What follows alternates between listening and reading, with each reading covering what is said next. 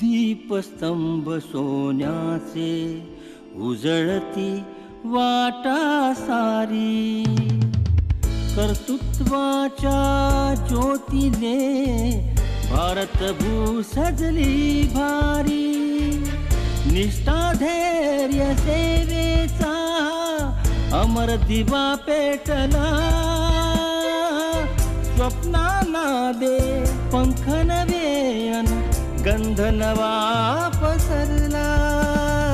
दीपस्तंभ सोन्याचे सोन्याचे सोन्याचे सोन्याचे. दीपस्तंभ सोन्याचे ह्या कार्यक्रमात आपल्या आजच्या भागाच्या मानकरी आहेत महाराष्ट्र राज्य महिला आयोगाच्या सदस्य सचिव IAS माननीय नंदिनी आवडे. महसूल प्रशासन, जमीन संपादन, कायदा व सुव्यवस्था, जनसंपर्क, आदिवासी विकास, पायाभूत सुविधा, जात पडताळणी आणि आता महिला सक्षमीकरण.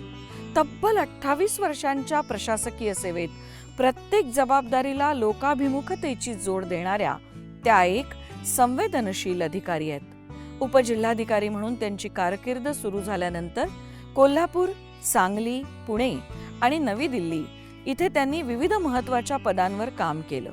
सध्या महाराष्ट्र राज्य महिला आयोगाच्या सदस्य सचिव म्हणून त्या महिला सुरक्षा, पॉश कायद्याची जनजागृती, महिला हक्क आणि समाज प्रबोधनासाठी राज्यभर कार्यरत आहेत. त्यांच्या ह्या प्रेरणादायी प्रशासकीय प्रवासाला आमचा मानाचा मुजरा. नमस्कार. दीपस्तंभ सोन्याचे ह्या कार्यक्रमात मी डॉक्टर अरुंधती भालेराव आपल्या सगळ्यांचं मनापासून स्वागत करते. आपण सगळे हा कार्यक्रम अतिशय आनंदाने बघता आहात, प्रतिक्रिया सुद्धा देत असता. या सगळ्या कार्यक्रमाच्या दरम्यान जे प्रशासकीय अधिकारी येतात, जे IPS, IFS, IRS असतात, आज सुद्धा अशाच एक IAS प्रशासकीय अधिकारी आपल्या स्टुडिओमध्ये उपस्थित आहेत. महाराष्ट्र राज्य महिला आयोगाच्या सदस्य सचिव IAS नंदिनी आवडे आज आपल्याशी गप्पा मारणार आहेत. मी त्यांना आमंत्रित करणार आहे. अगदी 1998 मध्ये त्यांचं पहिलीच नियुक्ती त्यांची ही उपजिल्हाधिकारी म्हणून झाली आणि महसूल ते महिला सक्षमीकरण हा त्यांचा प्रवास अद्भुत आहे. कसा आहे तो? चला जाणून घेऊया त्यांच्याकडून. मी आमंत्रित करते IAS माननीय नंदिनी आवडे यांना. मॅडम नमस्कार. नमस्कार. या, वेलकम. धन्यवाद. आमच्या स्टुडिओमध्ये आपलं स्वागत आहे. धन्यवाद. धन्यवाद. महिला आयोगाच्या सदस्य सचिव म्हणून आपण जे काम करत आहात धन्यवाद. ते सुद्धा अतिशय लक्षात राहण्यासारखं असं काम आहे. आपण सातत्याने बघतोय की स्त्री प्रत्येक क्षेत्रात काम करतेय, वेगवेगळ्या पद्धतीनं काम करतेय. मॅडम तर पॉशसाठी महाराष्ट्रभर, राज्यभर सध्या फिरतात आहे आणि वेळोवेळी ठिकठिकाणच्या महिलांच्या समस्या जाणून घेण्याचं काम त्या करतायत. हा सगळा त्यांचा प्रवास आपण जाणून घेणार आहोत. शेगाव सारख्या ठिकाणी जे आज अत्यंत पवित्र आणि श्रद्धेचं स्थळ मानलं जातं, त्या गजानन महाराजांच्या नगरीमध्ये त्यांचा जन्म झालाय आणि त्यांचं पुढचं शिक्षण हे मुंबईत झालं. हा सगळा प्रवास चला जाणून घेऊया त्यांच्याकडून. पुन्हा एकदा नमस्कार. पुन्हा एकदा आणि स्टुडिओमध्ये मनापासून स्वागत. धन्यवाद. 1998 मध्ये, अगदी मी पहिल्याच ह्याच्यावर येते की 98 मध्ये तुमची नियुक्ती थेट उपजिल्हाधिकारी म्हणून झाली. परीक्षा पास केल्यानंतर अगदी पहिल्यांदाच नियुक्ती झाल्यानंतरचा क्षण कसा होता आणि तो सगळा काळ आम्हाला ऐकायला आवडेल. खूपच आश्चर्य वाटलं होतं मला, कारण MPSC, UPSC या परीक्षा तेव्हाही तितक्याच अवघड मानल्या जायच्या जितक्या आज मानल्या जात आहेत. स्पर्धा परीक्षा असल्यामुळं त्याच्यात स्पर्धा तर खूपच असायची, परंतु त्याच्यामध्ये मला पहिल्या प्रयत्नात यश येणं हे कुटुंबाचं पाठबळ, कारण माझा मुलगा तेव्हा शाळेत जायला लागला होता नुकताच, तर माझ्या सर्व कुटुंबाचं त्याच्यामध्ये पाठबळ होतं, मित्रमैत्रिणींचं होतं. खूप जणांनी माझ्यासाठी त्यामध्ये मेहनत घेतली होती आणि त्याचं जे काही फळ इतक्या चांगल्या प्रकारे मिळालं त्याचा आनंद खूप मोठा होता. परंतु खूप मोठा तो एक आमच्यासाठी आनंदाचा सुखद असा धक्का होता. हे मात्र मान्य करते. आपण IAS अधिकारी व्हायचं आणि आपण प्रशासकीय स्पर्धा परीक्षांना सामोरं जायचं. हे पहिल्यांदा कधी मनात आलं? मनात अनेकदा आलं, परंतु त्या दृष्टीनं मी कधी प्रयत्न केले नाहीत किंवा तशी माझी काही योजना नव्हती. मला खरं इतर कुठल्यातरी क्षेत्रात काम करण्याची खूप इच्छा होती. मी तसं म्हटलं तर अपघातानंच या क्षेत्रात आले. पण पहिल्याच प्रयत्नात पहिल्याच यशस्वी झाल्यात प्रयत्नात आले. आणि 14व्या रँकमध्ये तुम्ही आलात. हो, हो. त्यावेळेला आई-वडिलांचं पूर्वीच्या काळी कसं होतं ना, की आई-वडील ठरवायचे मुलांनी काय करायचं. तुमच्या घरात तुमच्या आई-वडिलांनी तुमच्यासाठी कुठलं स्वप्न पाहिलं होतं? माझ्या वडिलांची ही इच्छा होती, की मी या क्षेत्रात यावं आणि IASच व्हावं. परंतु ते स्वतः शासकीय नोकरी सोडून बिझनेसमध्ये उतरले होते आणि एक यशस्वी बिझनेसमन म्हणून त्यांची वाटचाल सुरू होती. त्यामुळं मला खरं सांगायचं तर नोकरी अजिबातच करायची नव्हती आणि उद्योजक व्हायचं होतं. अच्छा. म्हणजे तुम्ही अपघाताने का योगायोगाने आलात? हां, दोन्ही गोष्टी आहेत. अपघात पण आहे थोडासा आणि योगायोग पण आहे. जेव्हा लक्षात आलं, की कौटुंबिक कामामध्ये आपला जो काही हातभार असतो, तसा आर्थिक कुटुंबाची जी जबाबदारी आहे त्यातही असणं आवश्यक आहे, असं ज्या क्षणी मला जाणवलं, त्या क्षणी मी ठरवलं, की लगेच करण्यासारखं काय आहे? तर आपण स्पर्धा परीक्षा देऊ शकतो. कारण लहानपणापासून वाचन चांगलं होतं, अभ्यासही चांगला होता आणि एक प्रकारचा आत्मविश्वास होता मोठ्या शहरांमध्ये शिकल्यामुळं असेल किंवा विविध अशा जिल्ह्यांमध्ये राहिल्यामुळं असेल. परंतु मला त्या कॉन्फिडन्सने मात्र खूप साथ दिली आणि मी पहिल्या प्रयत्नात यशस्वी झाले. जे आता स्पर्धा परीक्षा देतात हो. त्यांना हे सांगू इच्छिते, की पहिल्यांदा आपला आत्मविश्वास तपासा, हां. की तो अगदी 100% जवळपास आहे की नाही. आता तुम्ही जे म्हणालात, की मुलांनी आपला आत्मविश्वास तपासला पाहिजे. हा अत्यंत महत्त्वाचा मुद्दा तुम्ही मांडला. त्यालाच अनुसरून एक प्रश्न माझ्या मनात येतो, की स्पर्धा परीक्षांची तयारी करणाऱ्या विद्यार्थ्यांची संख्या खूप वाढली आहे. खूप प्रयत्न ते सातत्याने करतात, हो. अटेम्प्ट पण देतात. पण त्याच्यात जेव्हा अपयश येतं 7-8 प्रयत्नानंतर, तेव्हा ते निराश होतात. त्यांनी कशा पद्धतीने अभ्यास करायला हवा, हे तुम्ही अनुभवावून सांगाल? अभ्यास हा प्रोफेशनली करणं म्हणजे व्यावसायिक पद्धतीनं म्हणजे तुम्ही एखाद्या व्यवसायात उतरणार असाल, तर तुम्ही जसा अभ्यास कराल, की मार्केटिंग कसं आहे त्याच्यामध्ये मला कच्चा माल कुठून मिळणार आहे, मी त्याच्या प्रोसेसिंगमध्ये किती वेळ आणि पैसा खर्च करू शकतो. तर अशा प्रकारे तुम्ही याचाही एक व्यावसायिक पद्धतीनं विचार करणं पूर्ण परीक्षेच्या स्कीमचा हे अत्यंत महत्त्वाचं आहे. दुसरी गोष्ट आत्मविश्वाससुद्धा अगदी चांगल्या स्तरावरती असला पाहिजे. मनामध्ये जर ही भीती असेल, की मला हे जमेल की नाही किंवा माझ्यामध्ये ही कमतरता आहे, तर त्याच्यावर मात करा. हे असं वाटणं हे काही चुकीचं नाहीये, परंतु त्याच्यावर मग मात कशी करता येईल हे आपण पाहिलं पाहिजे. आणि त्याचे अनेक टेक्निक्स आता तर म्हणजे सोशल मीडियामुळं किंवा YouTubeमुळं आपल्याला माहिती करून घेऊ शकतो आपण. आणि तिसरा सगळ्यात महत्त्वाचा भाग म्हणजे अधिकारी होणं हे एका मोठ्या वैश्विक योजनेचा भाग असतं. केवळ तुमच्या एकट्याच्या आत्मविश्वासाचा किंवा तुमच्या इच्छेचा किंवा तुमच्या पालकांच्या इच्छेचा हा भाग नसून वैश्विक योजनेचा भाग असल्यामुळं आपण त्याचा आदर केला पाहिजे. युनिव्हर्सला हे नक्की माहिती असतं, की तुमच्या आयुष्यामध्ये तुम्ही काय चांगल्या प्रकारे करू शकता. त्यामुळं कदाचित माझ्यासारखे लोकही अपघातानं या सेवेत येऊ शकतात.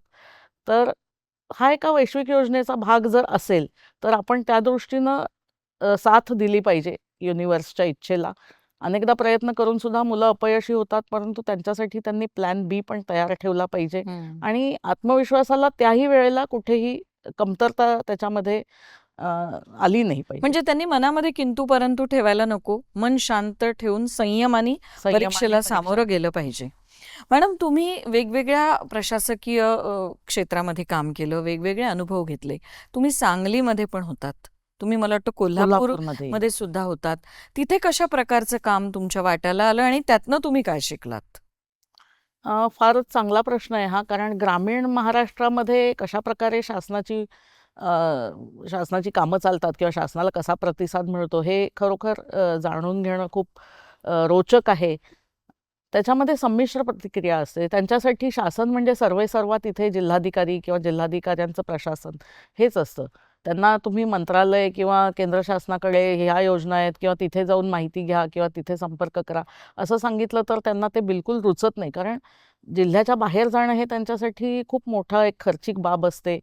तेवढी त्यांच्यामध्ये शक्ती नसते अनेकदा. त्यामुळं त्यांची इच्छा असते की आपल्याला स्थानिक स्तरावरतीच आपल्या समस्येला शासनाचं काहीतरी उत्तर मिळालं पाहिजे.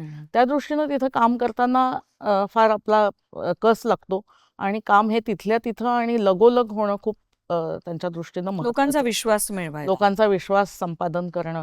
पण लोक तिथले खूप प्रेमळ आहेत, जीव लावतात आणि आपल्याला कधीही म्हणजे कुठलीही अडचण येणार नाही याची ते निश्चितच काळजी काळजी घेतात. घेतात. हा खूप महत्त्वाचा भाग आहे. तुम्ही दिल्लीला पण होतात नंतर मी आणि दिल्लीत होते महाराष्ट्र संपलीनंतर. सदनासाठी तुम्ही महाराष्ट्र तो सदन. अनुभव कसा होता आणि म्हणजे महाराष्ट्रातलं राज्यातलं वातावरण आणि केंद्रातलं वातावरण ह्याच्यामधला कुठला फरक तुम्हाला जाणवला? तिथली आव्हानं काय होती किंवा तिथल्या जमेच्या बाजू कोणत्या होत्या असं तुम्हाला वाटतं? दिल्लीमध्ये काम केल्यानंतर सगळ्यात पहिली गोष्ट जर कोणाच्या लक्षात येत असेल तर ती अशी आहे की एवढा संपूर्ण देश एकत्र कसा ठेवला जातो. म्हणजे ते जे सूत्र आहे सर्व फुलांना एकत्रित ओवणारा जो म्हणजे हाराचा मुख्य भाग जो आहे धागा, तर तो तिथे फार कसोशीनं आणि निगुतीनं सांभाळला जातो. केंद्र शासनामधले जे अधिकारी आहेत किंवा एकूणच केंद्र शासन जे प्रशासन आहे ते संपूर्ण सर्वच राज्यांना संपूर्ण न्याय कसा मिळेल, निधीचा त्यांना योग्य वाटा कसा मिळेल, त्यांच्या योजना कशा मार्गी लागतील किंवा त्यांनाही कदाचित त्यांच्या प्लॅनमध्ये नसेल अशा काही गोष्टी आंतरराष्ट्रीय स्तरावरती ज्या जसं त्यांनी मला आठवतंय की पुणे शहरासाठी नदीचा जो काठ आहे त्याचा विकास करण्याचा एक प्रोजेक्ट आखला होता. अच्छा. तो काही कारणामुळे होऊ शकला नाही त्यावेळी. आता सध्या सुरू आहे तो. हा. परंतु रिव्हर फ्रंट डेव्हलपमेंट नावाचा तो जो प्रोजेक्ट होता तो त्यावेळी मग गुजरातमध्ये गेला. साबरमती नदीवर तो झाला. तर अशा प्रकारे म्हणजे आपण प्लॅन सुद्धा न केलेल्या काही गोष्टी केंद्र शासनाच्या मनामध्ये असतात आणि तिथे त्या राबवल्या जातात. हे खरंच कौतुकाचं आहे की कुठल्याही राज्यातला अधिकारी तिथं असला तरी तो स्वतःच्या राज्याला उलट कमी महत्त्व देतो किंवा कमी थोडंसं त्याला थोडंसं कडक वागणूक देतो आणि बाकी सर्व राज्यांना मात्र समन्यायी भावाने तिथं म्हणजे काम केंद्र केलं. समाजातल्या लोकांचा सुद्धा विचार करतं आणि निश्चित त्यांच्यासाठी काय वेगळेपण करता येईल हाही विचार करतं. निश्चितच. आपण एक छोटासा ब्रेक घेतोय. ब्रेक नंतर पुन्हा गप्पा मारूया. मंडळी कुठेही जाऊ नका. बघत रहा दीपस्तंभ सोन्याचे. दीपस्तंभ सोन्याचे. ब्रेक नंतर पुन्हा एकदा स्वागत. आपण गप्पा मारतो आहोत महाराष्ट्र राज्य महिला आयोगाच्या सदस्य सचिव माननीय नंदिनी आवडे मॅडम यांच्याशी. आता तुम्ही सांगितलं की केंद्र समाजातल्या लोकांचा सुद्धा विचार करतं आणि त्या दृष्टिकोनातनं उपक्रम राबवत असतं. तुम्ही स्वतः जेव्हा दिल्लीमध्ये होतात तेव्हा तुम्ही राज्यातल्या घडणाऱ्या उपक्रमांकडे आणखीन वेगळ्या पद्धतीने कसं करता येईल या बाबतीत काय विचार दिल्लीमध्ये राहून करत होतात? हो, निश्चित ते खूप महत्त्वाचं होतं. कारण राज्यामध्ये त्याबद्दलचं एक पाठपुरावा सातत्यानं करणं. केंद्र शासनाला जे काही कागदपत्र म्हणजे निधी मिळाला तुम्हाला एक पहिला हप्ता मिळाला तर त्याचं जे उपयोगिता प्रमाणपत्र असतं, युटिलायझेशन सर्टिफिकेट म्हणतात किंवा इतर जे काही तांत्रिक कागदपत्र लागतात ती सगळी वेळेत तिथं पोहोचणं हे खूप महत्त्वाचं असतं. तसंच एखादा नवीन प्रकल्प असेल तर त्याच्याबद्दल पूर्ण तयारी करून येऊन तिथे प्रेझेंटेशन देणं ह्याला खूप महत्त्व असतं आणि प्रेझेंटेशन देणारे जे अधिकारी असतात किंवा माहिती देणारे जे अधिकारी असतात त्यांच्यापेक्षा जास्त अभ्यास समोरच्या सचिव स्तरावरच्या अधिकाऱ्यांनी किंवा सहसचिव स्तरावरच्या अधिकाऱ्यांनी केलेला असतो. त्यामुळे ती खरं म्हटलं तर एक प्रकारे परीक्षा असते. परंतु ते या सगळ्या प्रवासामध्ये ते आपल्याला खूप सहकार्य करतात, साथ देतात. जिथे आपण कमी पडलो असू, आपली तयारी कदाचित कमी असेल तर त्यावेळेला ते आपल्याला त्या तयारीसाठी मदतही करतात. मला वाटतं पदापेक्षा त्यांचा नोकरीतला अनुभव हा जास्त असतो आणि म्हणून ते गाईड म्हणून तुम्हाला मदत करू निश्चित मदत शकतात. करतात आणि त्यांच्याकडे एक व्हिजन असतं. हां. त्याचं कारण असं की आता आपण मुंबईमध्ये बसलो आहोत तर मुंबईमध्ये एखादी नवीन गोष्ट करायची असेल तर आपण दिल्लीत काय चाललंय किंवा चेन्नईत काय चाललंय किंवा कलकत्त्यात काय चाललंय असा महानगरांचा विचार करतो. परंतु दिल्लीत बसून जेव्हा एखाद्या कामाबद्दल विचार करतात त्यावेळेला आंतरराष्ट्रीय स्तरावर सिंगापूरला काय चाललेलं आहे, ब्राझीलमध्ये काय चाललेलं आहे किंवा स्पेनमध्ये काय चाललेलं आहे याचा अभ्यास केला जातो, याची तुलना केली जाते. त्यामुळं त्यांचं व्हिजन खूप मोठं असतं आणि ज्याला इंग्रजीमध्ये आपण बर्ड्स आय व्ह्यू म्हणतो तसं ते आपल्या देशाकडे पाहत असतात. तर एवढ्या उंचीवरनं देशातल्या घटनांकडे पाहणं म्हणजे घार फिरत्या आकाशी लक्ष तिचे लक्ष तिचे पिल्लांपाशी तसं ते खरोखर आहे. वा. याचा अनुभव घेतल्यानंतर त्यावेळेला सार्थकता वाटली होती तुम्ही नोकरीची. महसूल विभागातही काम केलं. हो, हो. तो अनुभव कसा होता त्याबद्दल सांगा ना. महसूल विभागात मी भूमी संपादनाचं जे काम केलं ते फार इंटरेस्टिंग होतं. तुमच्या बोलण्यात मगाशी ते आलं होतं. तर भूमी संपादनाबद्दल संमिश्र भावना असतात शेतकऱ्याच्या. मूलतः सर्व जमीन ही राजाची असते. आता शासन व्यवस्था आहे, आपल्याकडे लोकशाही आहे, म्हणून ती शासनाची असते. तर हा हा जो कन्सेप्ट आहे हा शेतकऱ्याला तितका पचनी पडत नाही. कारण ते लहानपणापासून बघितलेलं असतं की आपले वडील, आजोबा किंवा आपले पिढ्यानपिढ्या आपण ह्या शेतात राहिलोय, शेतात भावनिक गुंतवणूक भावनिक असते. गुंतवणूक खूप असते. हम्म. त्यामुळं पण शासनाच्या दृष्टीनं सुद्धा आपण 7/12 जर कोणी पाहिला असेल तर त्याच्यावरती भोगवटादार वर्ग 1 अशी नोंद असते. म्हणजे हो. आपण ऑक्युपंट असतो. हो. We are not owners of the land. Hmm. तर ती जमीन त्यांच्याकडून काढून घेणं हे खूप जिकिरीचं असतं. दुष्काळी भाग असेल तर त्यांना थोडंसं हे एक समाधान असतं की भविष्यात आपल्याकडे पाणी येणार आहे किंवा रस्ता येणार आहे आणि आपल्या भागाचा विकास होणार आहे. त्यामुळं तिथे जमिनी देण्यासाठी शेतकरी थोडेसे मानसिकदृष्ट्या तयारीत असतात. परंतु जो सधन भाग आहे, संपन्न भाग आहे, तिथल्या जमिनी देताना मात्र शेतकऱ्यांना अन्यायाची खूप भावना त्यांच्या असते. मनामध्ये असते. परंतु त्यावेळी मग आम्ही असं करायचो की त्यांची एकत्र बैठक घ्यायचो. सुरुवातीला 1-2-4 वेळा त्यांच्या बैठका घेतल्या आणि त्यांना प्रकल्पाचं महत्त्व समजावून सांगितलं.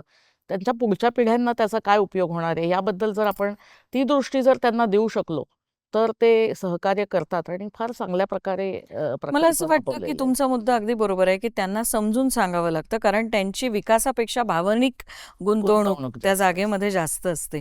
पुणे विभागातही तुम्ही काम केलं. मग विमानतळ असू दे, रस्ते असू दे, रेल्वे असू दे, या सगळ्या प्रकल्पांमध्ये भूसंपादन करताना तुमचा मोठा वाटा होता.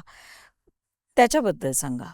आपल्याला असं वाटतं की प्रकल्प व्हावेत, सगळ्यांनाच वाटतं. हं. परंतु प्रकल्प होण्यासाठी जी काही पायाभूत गुंतवणूक असते शासनाची ती खूप मोठी असते आणि त्याचा खूप दीर्घकाळ असं काम चालतं. त्याचा प्रभाव पण दीर्घकालीन राहतो. त्यामुळं विमानतळासारखी जरी गोष्ट असली तरी सुद्धा त्याच्यामध्ये अनंत अडचणी असतात आणि त्या अडचणी जर वेळेत सुटल्या आणि वेळेत जर ती सगळी कामं ठरवल्याप्रमाणे झाली शासनाच्या नियत वेळापत्रकानुसार तर त्याच्यामध्ये खूप फायदा असतो. त्याच्यामध्ये सर्वात मोठा फायदा हा आर्थिक असतो. हं. शासनाचे त्या प्रकल्पावर खर्च होणारे जे पैसे पुढे काही पटीनं वाढू शकतात. तर ती बचत खूप मोठी होते आणि त्याच्या परिणामी आपल्याला अजून एखादा प्रकल्प मिळू शकतो. परंतु हा विचार होताना दिसत नाही आणि त्यामुळे प्रकल्प वेळेत मार्गी लागणं हे सगळ्यात प्राथम्याची गोष्ट असली पाहिजे असं मला भूसंपादनाचं काम करत असताना खूप म्हणजे जागा जाणवायचं. मिळते पण ते वेळेत पूर्ण होणं, डेडलाईन राहणं हे अधिक हो, महत्वाचं आहे. अतिशय एक महत्त्वाचं आहे. छोटासा ब्रेक घेतोय. मंडळी कुठेही जाऊ नका, बघत राहा दीपस्तंभ सोन्याचे. दीपस्तंभ सोन्याचे. ब्रेक नंतर पुन्हा एकदा स्वागत. आपण गप्पा मारतो IAS माननीय नंदिनी आवडे मॅडम यांच्याशी. आता तुम्ही म्हणालात तसं की भूसंपादन करणं हे सोपं असतं, पण ते मार्गी लागणं आणि ते रखडत न राहणं हे मोठं आव्हान असतं. तुम्ही आता सध्या महिला आयोगाच्या सदस्य सचिव आहात. तर महिलांसाठी काय वेगळ्या प्रकारची धोरणं किंवा कशा पद्धतीने आयोग काम करतंय आणि त्याच्या संदर्भात तुमचे काय नवीन उपक्रम आहेत ते ऐकायला आवडेल आणि पॉशचं असलेलं महत्त्व हे जाणून घ्यायचं आहे. महिला आयोग ही एक अशी संस्था आहे की जी महिलांच्या प्रत्येक प्रश्नापर्यंत जाऊन भिडू शकते. मग ती शालेय विद्यार्थिनी असू दे, महाविद्यालयीन तरुणी असू दे, गृहिणी असू दे किंवा नोकरदार महिला असू दे. त्यामुळं आम्हाला ह्या प्रत्येक स्तरावरच्या स्त्रीचा विचार करून आमच्या योजना आखाव्या लागतात. शालेय विद्यार्थिनी आणि महाविद्यालयीन तरुणी यांच्यासाठी आम्हाला सायबर सुरक्षा ही सध्या खूप फार महत्त्वाची आहे. महत्त्वाची वाटते. त्यामुळे आम्ही सायबर सुरक्षा विषयक एक राज्यभर चालणारा उपक्रम आखला आहे. गृहिणी असतील किंवा कामकाजी महिला असतील त्यांच्यासाठी सुद्धा वेगवेगळ्या प्रकारचे अनेक प्रश्न असतात. परंतु ह्या सर्व प्रश्नांच्या मुळाशी जाऊन त्या महिलेला स्वतःच्या अधिकारांची जाणीव करून देणं हे एक खूप मोठं चॅलेंज आमच्यासाठी आहे. चॅलेंज असतं, टास्क असतं. ती आमच्याकडे आली किंवा नाही आली तरी सुद्धा तिच्यापर्यंत जाऊन आपण तिला तिच्या अधिकारांची जाणीव करून देणं, तिच्या स्वत्वाची जाणीव करून देणं, तिनं स्वतःची एक प्रतिमा तयार करणं आणि आर्थिक सक्षमतेकडे वाटचाल करणं, स्वतःच्या पायावर उभं राहणं, ह्या 2 गोष्टींना खूप महत्त्व आहे. हे आम्ही त्यांना पटवून सांगत असतो.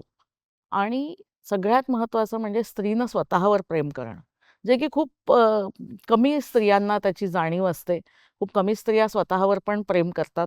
मला असं वाटतं, की समाजामध्ये स्त्रियांना हक्कांची आणि अधिकारांची जाणीव करून देण्यापेक्षा स्त्रियांना स्वत्वाची जाणीव करून देणं, स्वतःच्या प्रतिमेला तिनं जपणं किंवा स्वतःची प्रतिमा कशी उंचावेल यासाठी प्रयत्नात राहणं आणि स्वतःच्या सक्षमतेकडे वाटचाल करणं हे खूप महत्त्वाचं आहे. महत्वाचं आहे. तसंच तिनं आर्थिक स्वावलंबित्व सुद्धा महत्त्वाचं मानलं पाहिजे. कारण आपण स्वतःच्या पायावर उभं नसलो, तर मग आपल्याला अनेक अडचणींचा सामना करावा लागू शकतो किंवा तो जो एक वेगळा आत्मविश्वास येतो, आपण आत्मनिर्भर असलो तर, तो आत्मविश्वास आपल्याला आयुष्यभर उपयोगाला येतो. तुम्ही इतक्या वेगवेगळ्या क्षेत्रात काम केलंय. जात पडताळणी याच्या तुम्ही म्हणजे कायद्याच्या सुद्धा तुम्ही अध्यक्ष होतात. तुम्ही कामगार आणि ट्रान्सजेंडर्स यांच्यासाठीच्या उपक्रमांमध्ये सुद्धा तुमचा सहभाग नोंदवला.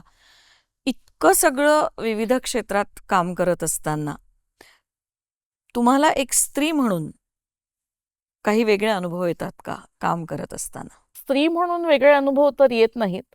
परंतु स्त्री म्हणून जास्त संवेदन क्षमता वाटते प्रश्नांबद्दल, हे मात्र मी निश्चित इथे नोंदवू इच्छिते.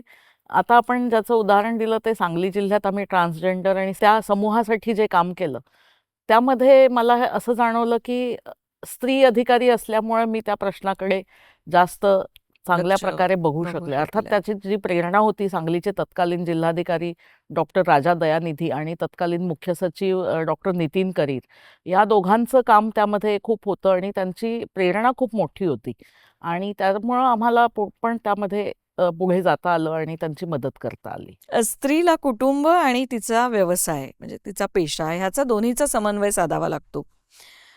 तुम्ही हा समन्वय कसा साधता आणि तुमचा मी टाइम कसा असतो? याचा समन्वय जेव्हा साधायचा असतो त्यावेळेला बऱ्याचशा जबाबदाऱ्या विभागून द्याव्या लागतात. हे सर्वांनी मान्य केलं पाहिजे. म्हणजे मी त्या बाबतीत सुदैवी होते, कारण माझ्या सासरच्या कुटुंबामध्ये त्याबद्दल खूपच क्लिअर असं एक त्यांचं विजन होतं, माझ्या सासूबाईंच्या किंवा त्याच्याही आधीच्या काळापासून. त्यामुळे आमच्याकडे जे पुरुष आहेत ते सगळे मदत करणारे होते. कोल्हापूर जिल्ह्याचंच हे वैशिष्ट्य आहे, की पुरुष चांगल्या मदत प्रकारे करतात. सहभाग कौटुंबिक कामामध्ये देतात. त्यानंतर माझी मुलं जशी मोठी झाली तशी त्यांनीही त्यांच्या त्यांच्या जबाबदाऱ्या उचलल्या. त्यामुळे कौटुंबिक आघाडीवरती मला फार त्रास काही कधी झाला झाला नाही. नाही आणि जेव्हा कधी गरज पडली तेव्हा खूप जण मदतीला होते. हे मला विशेष आता कृतज्ञतेतनं नमूद करायचं आहे. आणि माझा मी टाईम म्हणाल तर मला खूप म्हणजे ॲडव्हेंचरची खूप आवड आहे. अच्छा. त्यामुळे मी दरवर्षी ट्रेकिंगला जाते, प्रवास खूप करते, वाचन खूप करते आणि सर्वच कलांचा आस्वाद घेणं म्हणजे त्यात नाटक, सिनेमा, इतर ललित कला या सगळ्याचा मला अ, आनंद घ्यायला आवडतो. दिल्लीमध्ये मी सुदैवी होते, की ते जे कल्चरल हब आहे मंडी हाऊसचं, म्हणजे आज आपण दूरदर्शनच्या इमारतीत बसलोय. तर अगदी. तिथलं दूरदर्शनचं जे मुख्यालय आहे त्याच्या शेजारीच आम्ही राहत होतो. अच्छा. त्यामुळे खूप काही सांस्कृतिक घटना तिथल्या किंवा साक्षीदार कार्यक्रम होता आलं. आम्ही पाहू शकलो. अ, तुम्ही खूप वेगळ्या वेगळ्या प्रकारचे उपक्रम राबवत असालच, ते आम्हाला ऐकायचेच आहेत. परंतु अनेक वेळा असं होतं की समाजाच्या भीतीने महिला बाहेर पडत नाहीत आणि त्या सहन करत राहतात. त्यांना कायदा माहिती नसतो.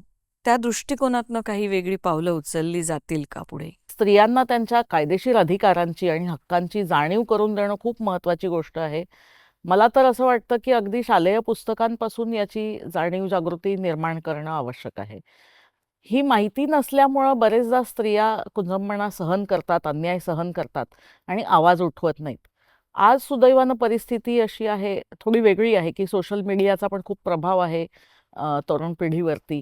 त्याच्या माध्यमातनं किंवा अन्य सायबर क्षेत्राच्या माध्यमातनं म्हणजे सायबरबद्दल जागृती निर्माण करणं, सायबर इम्युनिटी तयार करणं, हे तर काम आपण सुरू केलेलंच आहे. परंतु त्याच्याच जोडीला त्याचा चांगला प्रभावी वापर करून मुलांपर्यंत, मुलींपर्यंत दोन्ही जेंडरसाठी मला हे आवश्यक वाटतं, की त्यांना त्यांच्या त्यांच्या अधिकारांची, हक्कांची आणि त्यांच्याकडून घडू शकणाऱ्या संभाव्य काही धोक्यांची सुद्धा जाणीव करून देणं फार काळाची गरज बनलेली आहे आणि आपण त्या दृष्टीनं कार्यक्रम आखत असतो, कार्यक्रम वेगवेगळे करत असतो. तुमचा अनुभव खूप मोठा आहे. विविध क्षेत्रातला तो अनुभव आहे. प्रत्येक ठिकाणी तुम्ही आव्हानांना सामोऱ्या गेलेल्या आहात आणि आत्ता तुम्ही महाराष्ट्रातल्या सगळ्या महिलांचं नेतृत्व करत आहात. त्यामुळे भविष्यातलं महाराष्ट्रातलं महिलांसाठीचं स्वप्न अधिक आशादायी होईल असं म्हणायला हरकत नाही. आज तुम्ही वेळात वेळ काढून आमच्या स्टुडिओमध्ये आलात आणि खूप छान गप्पा मारल्यात, त्याबद्दल मनापासून आभार. आणि धन्यवाद. भविष्यातल्या तुमच्या सगळ्या उपक्रमांसाठी तुम्हाला शुभेच्छा देताना तुम्हाला निरोगी आयुष्य लाभू दे ही ईश्वराला प्रार्थना करते. या होत्या माननीय IAS नंदिनी आवडे. आपण भेटूया पुढच्या शनिवारी रात्री 8:30 वाजता, रविवारी सकाळी 8 वाजता आणि सोमवारी दुपारी 2 वाजता अशाच एका नव्या अधिकाऱ्यांसह, नव्या विचारांसह. तोपर्यंत धन्यवाद.